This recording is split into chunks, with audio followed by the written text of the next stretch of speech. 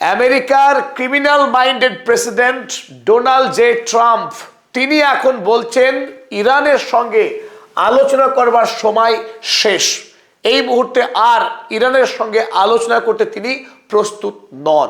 আসল সত্য কি? ডোনাল্ড ট্রাম্প কি সত্যি সত্যি ইরানের সঙ্গে আলোচনা করতে প্রস্তুত, না ডোনাল্ড ট্রাম্পের গালে থাপ্পড় কষে ইরানের বর্তমান নেতা জানিয়েছে তার মতো রোগ প্রেসিডেন্টের সঙ্গে ইরান আলোচনার টেবিলে বসতে চায় না? চলুন আজকে আমরা বর্তমান সময়ে ডোনাল্ড ট্রাম্প আয়াতুল্লাহ আলী খামেনিকে আন্তর্জাতিক আইন ভেঙে তাকে বর্বরোচিত খুন করার পর ইরানের বর্তমান নেতৃত্বকে এক গভীর ষড়যন্ত্র ছিল। ষড়যন্ত্রের সঙ্গে বর্তমানে ইরানের রেজিম চেঞ্জ করে ইরানের প্রাকৃতিক সম্পদ লুণ্ঠন করার যে ভয়াবহ ষড়যন্ত্র করেছিল ডোনাল্ড ট্রাম্প, তার গোপন রহস্য ফাঁস করব আপনাদের সামনে। চলুন দেখে নেওয়া যাক আসল গল্প কি। ডোনাল্ড ট্রাম্পের আসল লক্ষ্য ছিল লাঠি না ভেঙে সাপ মারা। অর্থাৎ ডোনাল্ড ট্রাম্প চেয়েছিলেন আয়াতুল্লাহ আলী খামেনির মৃত্যুর পর বর্তমান যে নেতারা আছেন, সে আলী লারিজানি হোক কিংবা ইরানের বর্তমান প্রেসিডেন্ট মাসুদ পেজেশকিয়ান, তাদের সঙ্গে একটা রফা সূত্র বার করা।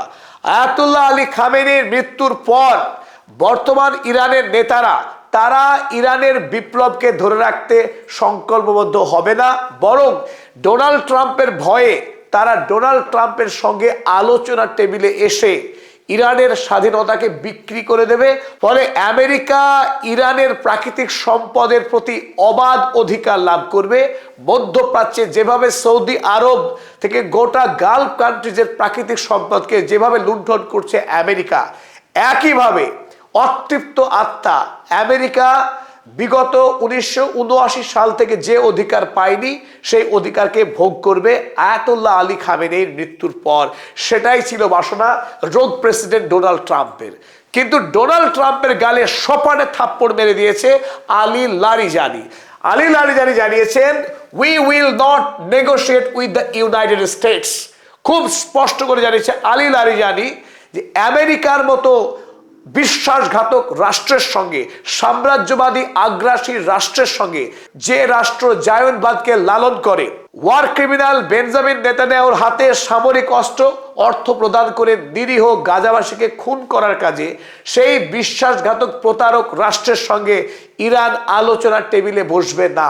তাছাড়াও ইরানের তিক্ত অভিজ্ঞতা রয়েছে এই আমেরিকা যুক্তরাষ্ট্রের সঙ্গে। কারণ গত 2025 সালের জুন মাসে 5 দফার আলোচনা সমাপ্ত হয়েছিল। 6 দফার আলোচনা ঠিক হয়েছিল 15 জুন 2025 সাল। তার আগেই অপারেশন মিডনাইট হ্যামার করে ইরানের তিনটি পারমাণবিক কেন্দ্রে ব্যাপকভাবে বোমাবাজি করেছে আমেরিকা যুক্তরাষ্ট্র। সেই স্মৃতি ভুলে এবার যখন মারাত্মকভাবে চাপ প্রয়োগ করা হয়েছিল ইরানের ওপরে এবং বলা হয়েছিল স্যাংশন তুলে নেওয়া হবে যদি ইরান তার ইউরেনিয়াম সমৃদ্ধকরণের কাজ ছেড়ে দেয়, আলোচনার টেবিলে বসেছিল ইরান। ঠিক এবারও 3য় দফার আলোচনার পর 4র্থ দফার আলোচনার ডেট ঠিক হওয়ার পর আবারও একই পথ অনুসরণ করে বেঈমানের যে চরিত্র হয়, যুদ্ধ অপরাধী বেঞ্জামিন নেতানিয়াহুর সহযোগী হয়ে আবারও সম্পূর্ণ বেআইনিভাবে ইরানে হামলা করে এক মারাত্মক ক্ষতি করেছে আমেরিকা। ইরানের সর্বোচ্চ ধর্মীয় নেতা আয়াতুল্লাহ আলী খামেনি শহীদ হয়েছে এই পশ্চিমী দুর্বৃত্তদের হাতে। সুতরাং ইরানের যে বর্তমান নেতৃত্ব, তারা পশ্চিমী দুনিয়ার রাষ্ট্রের পাতা ফাঁদে কোনোভাবেই পা দিতে প্রস্তুত নয়। ডোনাল্ড ট্রাম্প চেয়েছিলেন তিনি পিসফুলি, শান্তিপূর্ণভাবে তিনি রেজিম চেঞ্জ করবেন, ফলে তিনি আগামী দিনে পৃথিবীতে বোর্ড অফ পিসের মহানায়ক হয়ে বিশ্ব শাসন করবেন। কিন্তু সেই ষড়যন্ত্র তার বাস্তব না হয় এই মুহূর্তে ডোনাল্ড ট্রাম্প ভীষণ চিন্তিত। কারণ ইতিমধ্যেই মধ্যপ্রাচ্যের 27টি সামরিক সেনা ছাউনি তছনছ হয়ে গেছে। তার মধ্যপ্রাচ্যের যে দূতাবাসগুলি ছিল সেগুলো এখন 4টিতে আগুন জ্বলছে, অন্যগুলি যে কোনো সময় আক্রান্ত হতে পারে। দুবার আব্রাহাম লিঙ্কন যুদ্ধ জাহাজে ব্যালিস্টিক মিসাইলের হামলা হয়ে গেছে। 550-রও অধিক মার্কিন সেনা নিহত।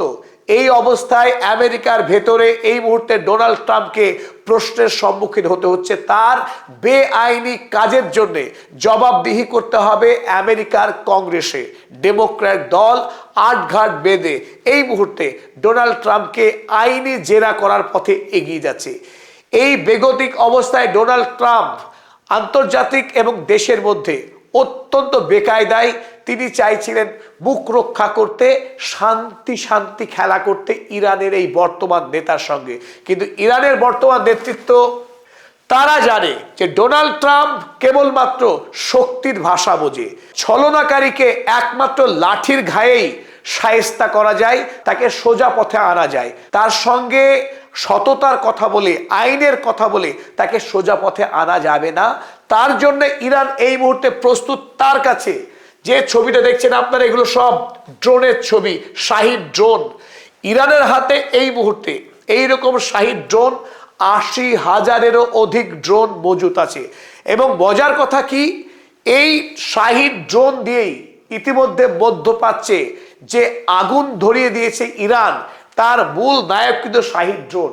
এখনো পর্যন্ত ইরান তার হাতে থাকা ব্যালিস্টিক মিসাইল, সেই মিসাইলে কিন্তু যথেষ্ট ব্যবহার এখনো করেনি। ইরানের কাছে এই শাহিদ ড্রোন, যা ফেব্রুয়ারি মাসের ২ তারিখের রিপোর্ট অনুযায়ী তার কাছে ছিল মজুদ ৮০,০০০-এর অধিক। প্রতিদিন ইরান ৪০০ করে এই শাহিদ ড্রোন নির্মাণ করে, ফলে বর্তমানে স্টক আরো অনেক বেড়েছে। অন্যদিকে ওই একই দিনের রিপোর্ট অনুযায়ী ইরানের কাছে ২৪,০০০ ব্যালিস্টিক মিসাইলের এক বিশাল মজুত রয়েছে।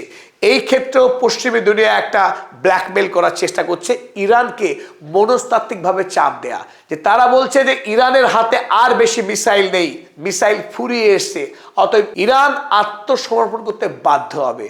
আর এই কথা শুনে মাসুদ পেজেশকিয়ান সহ লারিজানিরা অট্টহাসি হেসেছেন।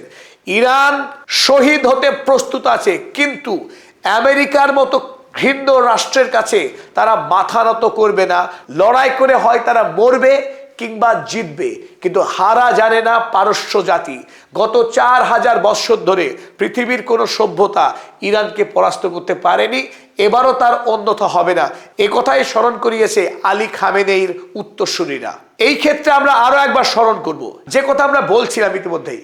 ইরান এখন পর্যন্ত যে ৪ দিনের যুদ্ধ সম্পন্ন হয়েছে, সেই যুদ্ধে মূলত ব্যবহার করেছে ড্রোন, তার সঙ্গে কিছু মিসাইল ব্যবহার করেছে, মিড রেঞ্জের কিছু মিসাইল ব্যবহার করেছে ইমাদের মতো। কিন্তু তার যে শক্তিশালী মিসাইল, যার জন্য এই মুহূর্তে গোটা পৃথিবী ইরানকে ভয় পায়, তার ফাতা 2, ফাতা 1, আবু মাহাদি এবং খোররাম শাহের 4, এই বিপজ্জনক 4টে মিসাইলের ব্যবহার এখনো করে দেখায়নি Iran. Iran military social media আজ প্রথম একটি শর্ট ভিডিও প্রকাশ করেছে। তারা দেখেছে এই বিপজ্জনক মিসাইল ফাতা 2 মিসাইল তারা প্রথমবারের মতো ইসরায়েলের উদ্দেশ্যে ছুড়েছে। এই মিসাইল এত গতিশীল, যাকে খালি চোখে দেখা কোনোভাবেই সম্ভব না। শব্দের থেকে 15 গুণ অধিক গতিসম্পন্ন মিসাইল এই ফাতা 2। পৃথিবীতে এমন কোনো র্যাডার নেই বা এমন কোনো এয়ার ডিফেন্স সিস্টেম নেই যা এই ফাতা 2কে আটকাতে পারে, আকাশে ধ্বংস করতে পারে। তাই ইরান স্ট্র্যাটেজিক্যালি যে যুদ্ধে এখনো পর্যন্ত আছে, তারা তাদের যে মূল শক্তি, সেই শক্তিকে এখনো জমিয়ে রেখেছে, সঞ্চিত রেখেছে।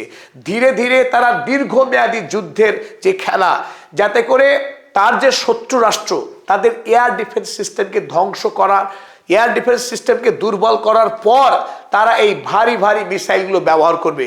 এখানে খুব উল্লেখ্য একটা বিষয়, শাহিদ ড্রোনের মতো ড্রোন যখন ইরান নামমাত্র খরচে তৈরি করে, সেখানে এই ড্রোন ইরান যখন ছুটছে, আমেরিকা থার্ড বা প্যাট্রিয়ট এ যে এয়ার ডিফেন্স সিস্টেম, বা ইসরায়েলের ডেভিড স্লিং অ্যারো 3 বা আয়রন ডোম, এই যে এয়ার ডিফেন্স সিস্টেম, একটি ড্রোনকে ইন্টারসেপশন করতে গিয়ে তাদের অন্তত বিলিয়ন খানিক খরচ।